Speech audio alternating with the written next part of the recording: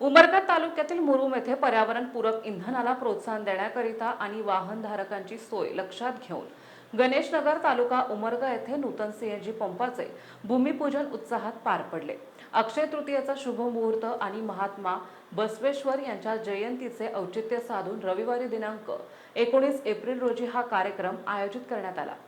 या सीएनजी पंपाचे भूमिपूजन जिल्हा बँकेचे अध्यक्ष बापूराव पाटील यांच्या शुभ हस्ते विधिवत पूजा आणि कुदळ मारून करण्यात आले।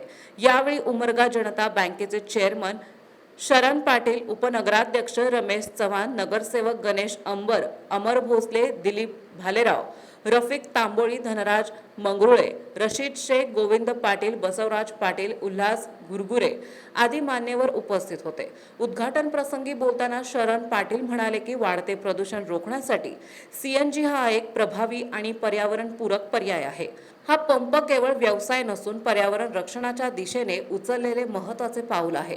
या पंपाच्या सुरुवातीमुळे परिसरातील वाहनधारकांना मोठा दिलासा मिळणार असून स्वस्त आणि स्वच्छ इंधन उपलब्ध होणार आहे। तसेच इंधनासाठी लांब अंतरावर जाण्याची गरज आता भासणार नाही।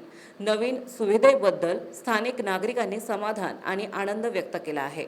जीटीव्ही मराठी जनतेचा बुलंद आवाज न्यूज चॅनलचे मुख्य संपादक विशाल देशमुख, मुरुम, तालुका उमरगा, जिल्हा धाराशिव।